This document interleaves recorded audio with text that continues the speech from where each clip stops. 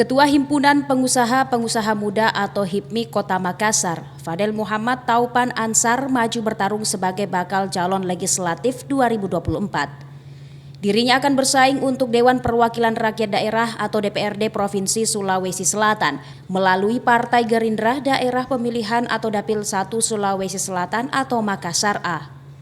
Alumni Universitas Melbourne, Australia ini boleh dikata merupakan satu-satunya bacalek yang multi etnis dan multikultural. Saat ngobrol dengan komunitas wartawan politik Sulawesi Selatan di Cafe Holik by Sija Minggu 28 Mei, Fadel menceritakan jika dia anak dari pasangan Haji Taupan Ansar Nur, seorang pengusaha Bugis ternama asal Makassar, dan Amelia Eflim, seorang mualaf berdarah Tionghoa.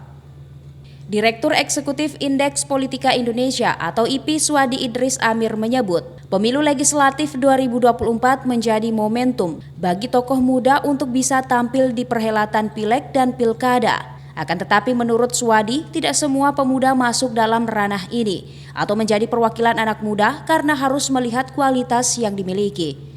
Momentum bagi tokoh-tokoh muda untuk bisa tampil di perhelatan pileg maupun pilkada karena momentumnya sangat tepat. Bonus geografis dari pemilih pemula ini kan sangat besar. Tetapi tentu tidak semua pemuda itu bisa dengan mudah masuk ke ranah ini atau menjadi perwakilan kelompok-kelompok muda. Tentu harus juga dilihat kualitasnya. Nah, Ketum Fadel ini dari semua aspek itu dia memilikinya dari semua aspek. Pertama, beliau berlatar belakang pendidikan yang bagus dari keluarga yang mapan, gitu. Kemudian saat ini beliau menjabat sebagai Ketua Himpunan Pengusaha Muda Indonesia Kota Makassar. Ini saja kalau dia bisa maksimalkan jabatan dia sebagai Ketua HIPMI ini untuk menggalang pemilih-pemilih pemula, saya yakin ini akan menjadi kekuatan dahsyat bagi beliau. Sementara itu, pengamat politik dari Universitas Pancasakti Sakralwijaya Saputra menilai pemilu 2024 pemilih pemula sangat besar, yakni generasi milenial dan Gen Z. Bahkan parpol-parpol gencar merebut anak muda sebagai bacalek. Hal ini membuktikan bahwa anak muda memiliki poin penting.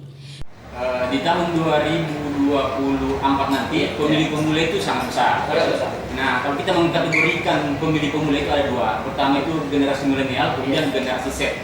Nah, yang perlu kita ketahui di sini bahwa partai-partai pun sekarang sangat gencar mencari anak-anak muda untuk dimasukkan ke dalam partai politiknya.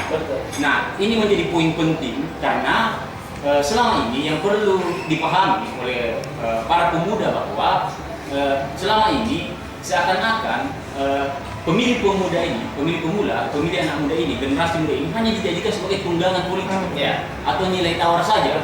Banyak orang yang secara gambaran umum tidak bisa digambarkan sebagai anak muda, tapi dia menggunakan atribut anak muda untuk turun ke lapangan, mempengaruhi pemilih-pemilih pemula dan lain sebagainya. Itu bukti bahwa ada suatu kekuatan tersendiri dari pemilih pemula ini, pemilih muda ini.